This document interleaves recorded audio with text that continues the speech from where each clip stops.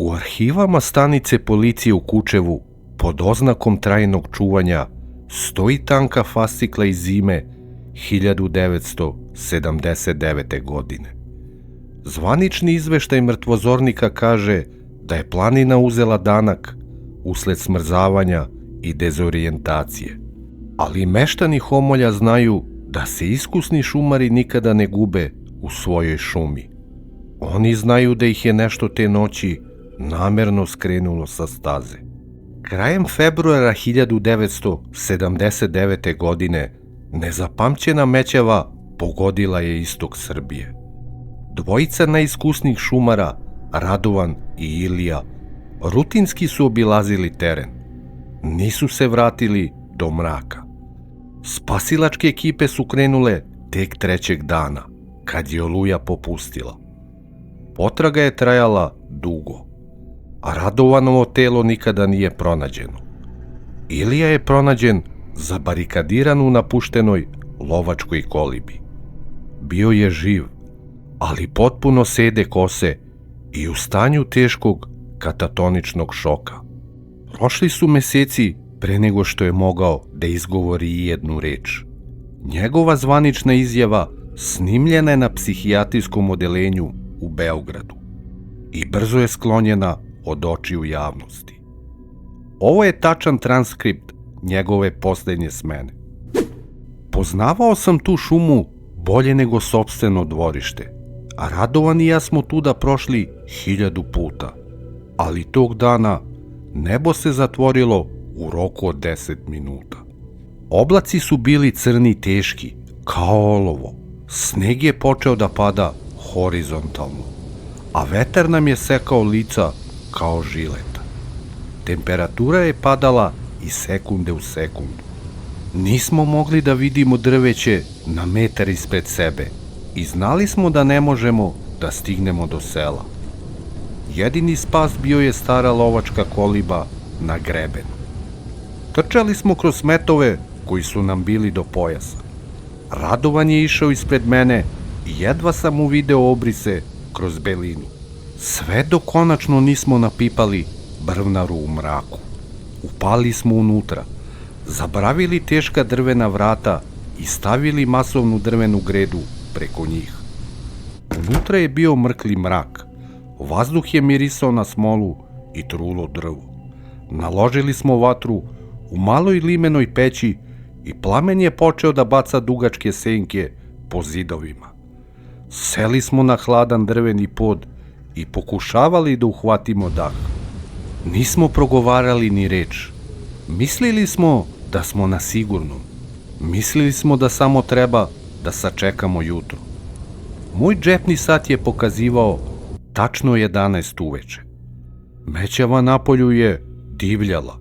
Tresla je krov kolibe, a onda je vetar naglo utihnuo.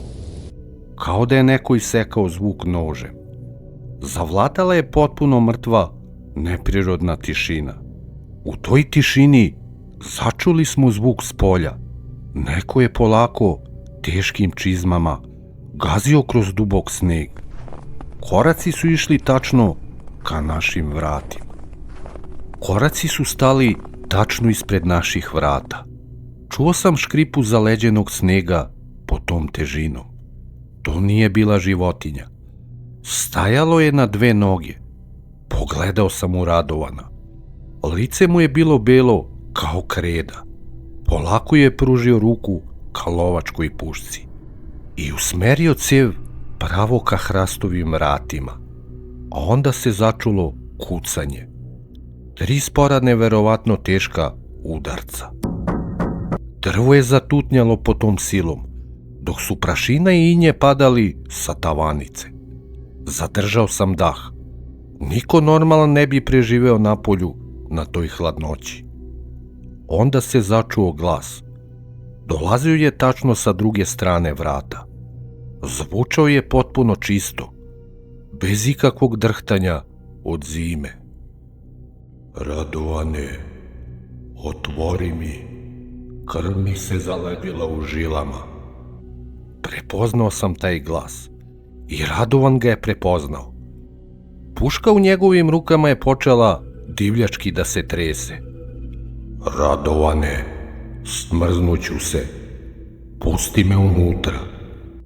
To je bio glas njegovog rođenog brata Milana.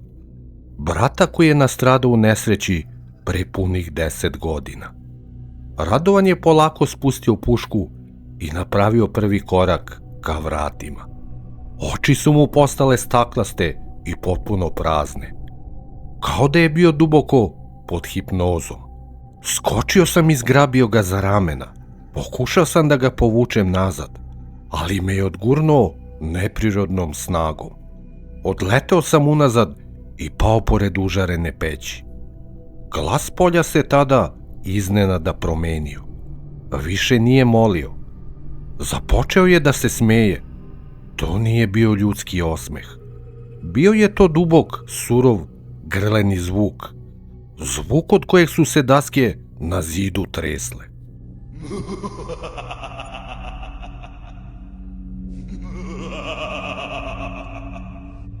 Radovan je pružio ruku ka drvenoj gredi. Njegovi pokreti su bili robotski, hladni, proračunati i spori. Vrištao sam na njega da stane, dozivao ga po imenu, pominjao mu porodicu, ali on me uopšte nije čuo.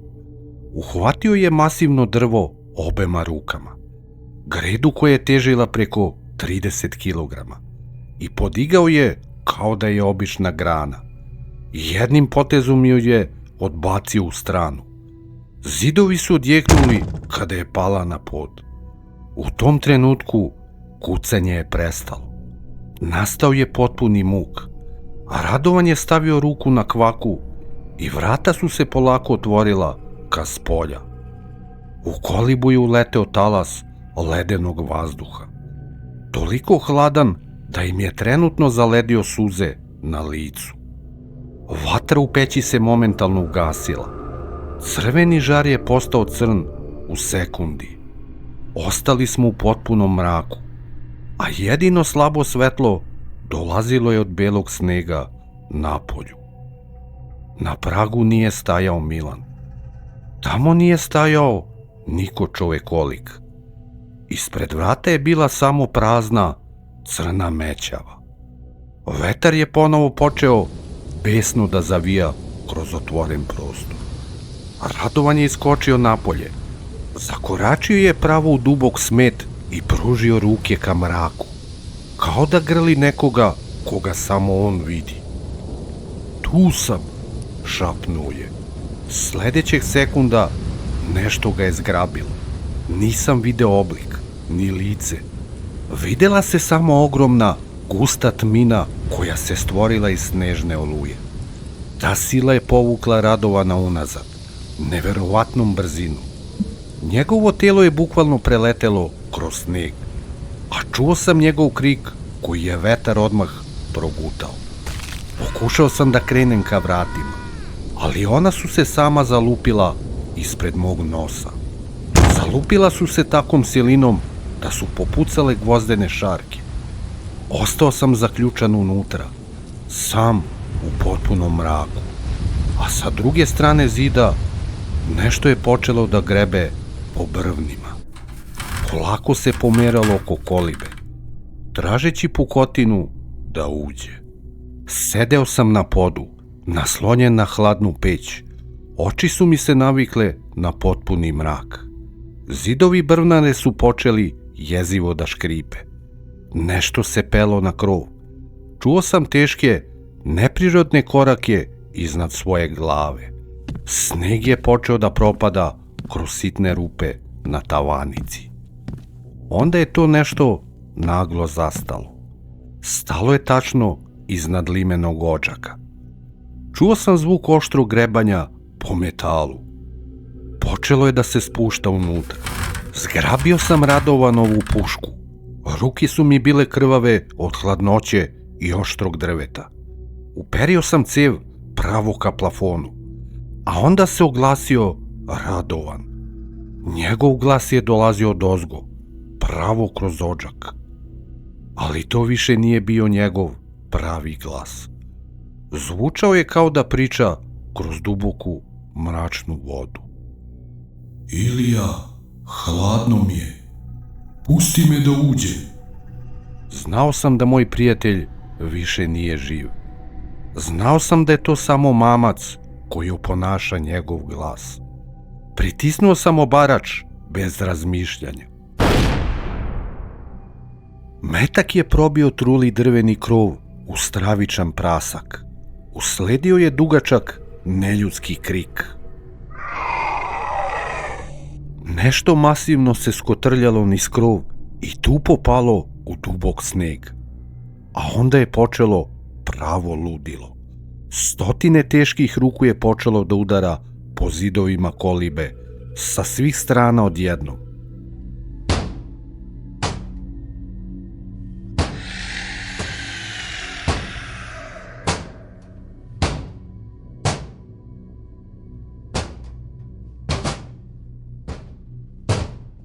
Udaranje je trajalo celu noć. Sedeo sam u ćošku, grčevito stežući praznu pušku. Nisam spavao ni jednu jedinu sekundu.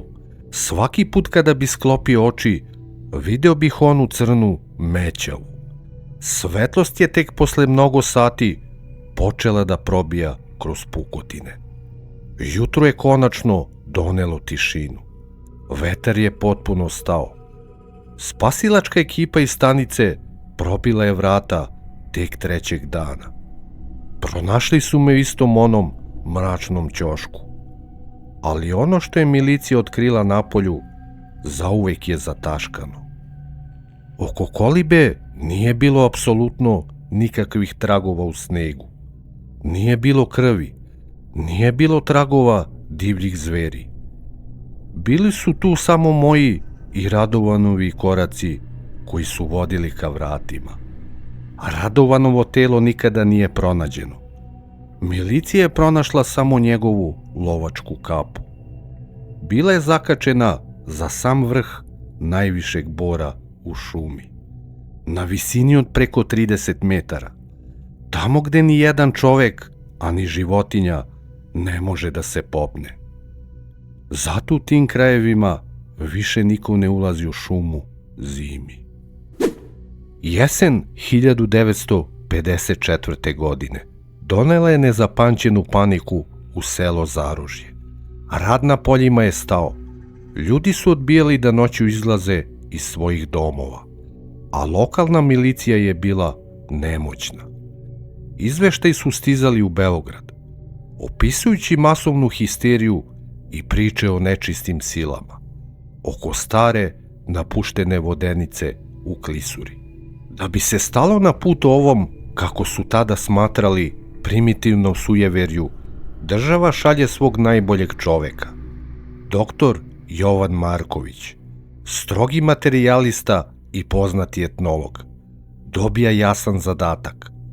Njegov cilj je bio da provede noć u vodenici. Zapiše sve što vidi i naučno demantuje postojanje bilo kakvog zla. Ovo su redovi iz njegovog ličnog dnevnika sa tog terena. Stigao sam u selo pred sam sumrak. Sve je bilo potpuno mrtvo. Previše tiho za mesec novembar. Na blatnjavim ulicama nije bilo ni jednog čoveka, a vrata svake kuće bila su zaključana teškim rezama. Na svakom prozoru visio je venac belog luka. Kao naučnik, samo sam se nasmejao na taj prizor. Bila je to čista zaostalost, praznoverje ukorenjeno u dubokom primitivnom strahu. Pronašao sam predsjednika lokalnog odbora. Čovek je bio bled, znojav i preplašen. Molio me je da ne silazim u klisuru. Govorio da noću tamo ni ptice ne sleću i da vodenica traži novu krv. Ali ja sam imao svoj zadatak. Prezirao sam te seoske bajke. Uzeo sam fenjer, debelu svesku i penkalo, pa krenuo niz usku strmu stazu ka reci. Magla se polako spuštala sa okolnih brda, gutajući crno drveće pred mojim očima. Vodenica se nalazila na samom dnu useka, u mračnoj rupi gde sunce retko sija. Što sam bio bliže, vazduh je postajao neprirodno hladan. A onda sam začuo zvuk. Tup spori i ritmičan udarac drveta. Zastao sam u neverici. Korito reke je bilo potpuno suvo danima, ali onaj ogromni, truli vodenični točak, on se polako okretao u mraku. Prišao sam teškim hrastovim vratima. Bila su napola otvorena i ispucala od vlage. Gurnuo sam ih snažno ramenom, a jezivo škripanje zarđelih šarki preseklo je tišinu klisure. Unutrašnjost je smrdela na memlu i trulo drvo. Podigao sam fenjer visoko iznad glave. Žuta svetlost je otkrila ogromni mlinski kamen koji je stajao potpuno nepomično na sredini sobe. Svaki centimetar poda bio je pokriven slojem starog brašna i prašine. Ali jedan detalj mi je zaledio krv u žilama. U tom belom sloju nije bilo ljudskih stopa. Bili su tu samo čudni, izduženi tragovi, kao da je neko provlačio dugačke, oštre nokte po podu. Ti tragovi su vodili pravo ka trulim stepenicama koje su vodile na potpuno mračni tavan. Stegao sam zube i odlučio da ih ignorišem. Ja sam bio naučnik, a ne preplašeni seljak. Ubedio sam sebe da je to trag neke divlje životinje. Postavio sam drvenu stolicu u najdalji ugao. Leđa prislonio uz hladan kameni zid. Otvorio svoju kožnu svesku i spremio penkalo. Sat na ruci pokazivao je tačno 10 uveče. Napolju je vetar počeo divljački da zavija. Udarao je u stare daske i zviždao kroz pukotine. Trudio sam se da pišem izveštaj i nalazim logična objašnjenja za onaj točak, govoreći sebi da je u pitanju nevidljiva podzemna struja. Prošla je ponoć, a hladnoća u vodenici postala je neizdrživa. Ulazila mi je pravo u kosti i paralisala prste na rukama. A onda se desilo nešto potpuno nemoguće. Plamen u fenjeru je iznenada počeo divlje da treperi, iako u prostoriji nije bilo apsolutno nikakve promaje. Svetlost se povijala, kao da je neko nevidljiv stajao tik uz mene i disao u staklu. Sledećeg trenutka vetar napolju je naglo stao. Zavladala je apsolutna mrtvačka tišina. Tišina od koje su me zabolele bubne opne. Zadržao sam dah i tada čuo prvi zvuk iznad sebe. Tačno iznad moje glave, na prašnjavom tavanu, neko je polako vukao nešto teško preko dasaka. Zvučalo je kao mokra, platnena vreća ili kao beživotno telo koje neko vuče po drvetu. Penkalo mi je ispalo iz nojave ruke. Zatim se začuo korak. Samo jedan, izuzetno spor i težak korak, gde su se trule daske jezivo uvile po tom težinom. Čuo sam tup zvuk bose noge. Zatim još jedan korak. Prilika na tavanu je počela polako da hoda. Kretala se pravo ka otvoru u plafonu, ka mestu gde su počinjale stepenice. Zastala je tačno iznad rupe. Nešto je odlično znalo da sam ja dole i upravo se spremalo da siđe. Srce mi je lupalo kao ludo. Mislio sam da ću se ugušiti od sopstvenog daha. Prilika na tavanu je ponovo zastala, kao da je osluškivala moj strah. Znao sam da više nisam sam.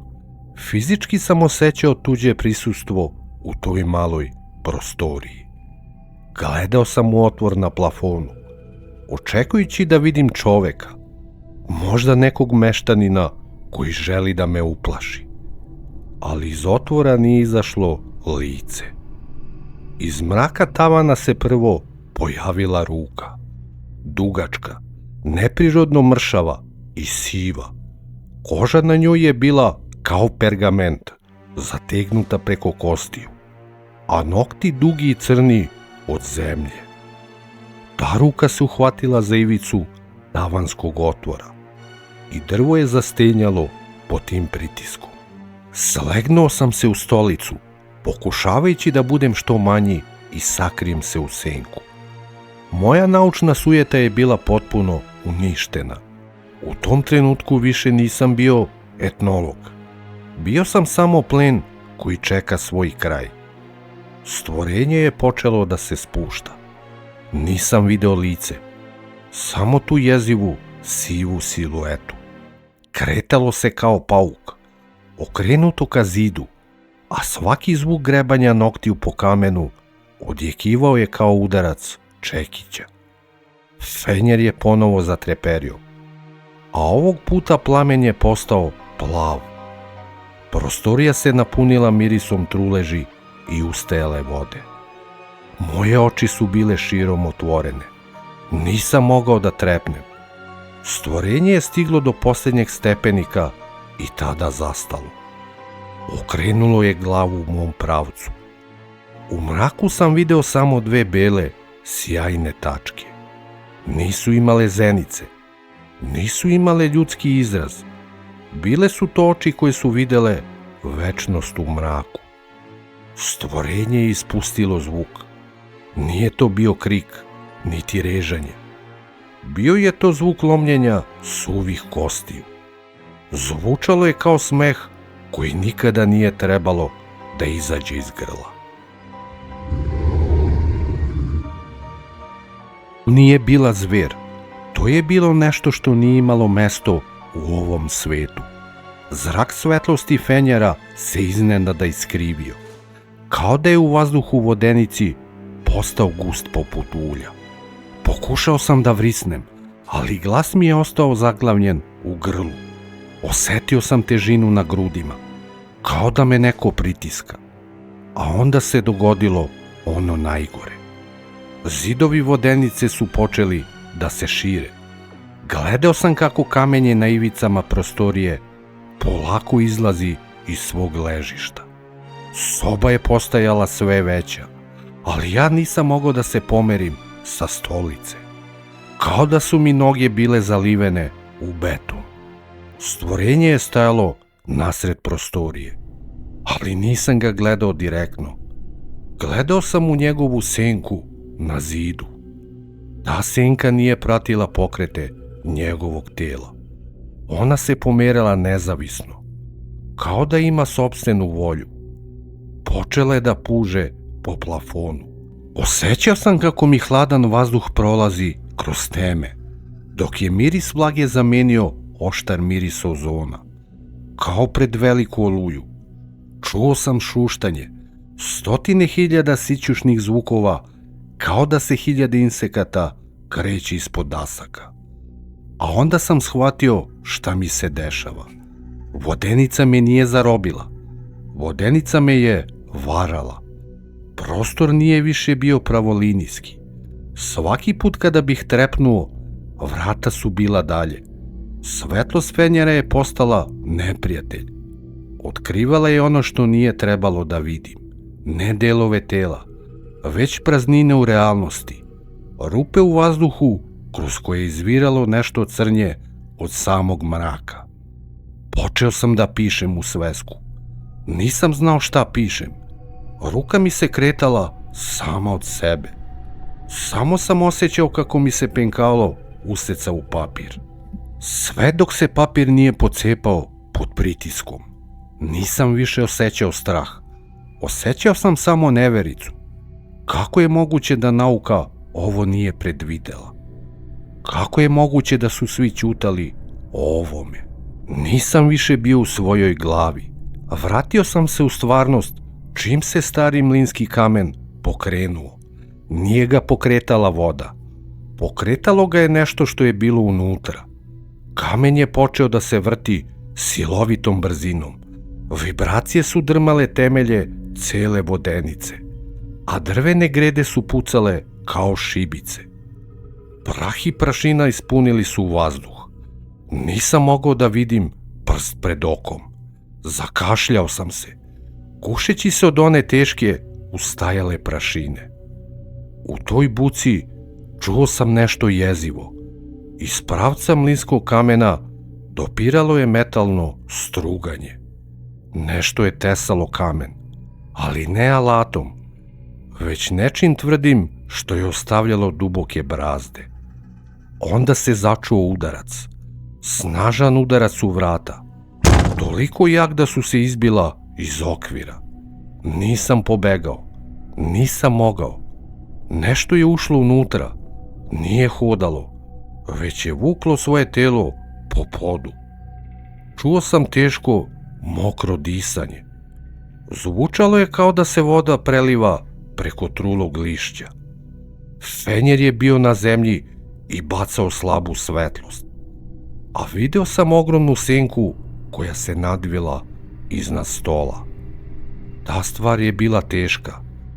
Pod se ugibao svakim njenim pokretom. Nije me napala odmah. Samo je stajala iznad mene i mirisala vazduh. Osećao sam njen dah na svom licu. Bio je hladan i smrdeo je na mulj i staru krv. Podigao sam drvenu stolicu kao oružje. Zamahnuo sam u prazno. Drvo je udarilo u nešto mekano, a onda se slomilo. Stvorenje je zarežalo, ali to nije bio zvuk zveri, već zvuk stotine glasova koji istovremeno vrište kroz jedan otvor. Palo je na mene. Osetio sam težinu i oštre, hladne dodire po ramenima. Nisam čekao. Bacio sam se u stranu, ka otvoru za izlaz. Čuo sam kako se daske iza mene pretvaraju u iverije.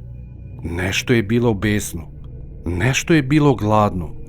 Potrčao sam ka vratima koja su visila na jednoj šarki. Nisam se osvrtao. Znao sam da je odmah iza mojih leđa. Čuo sam kako kandže paraju drvo.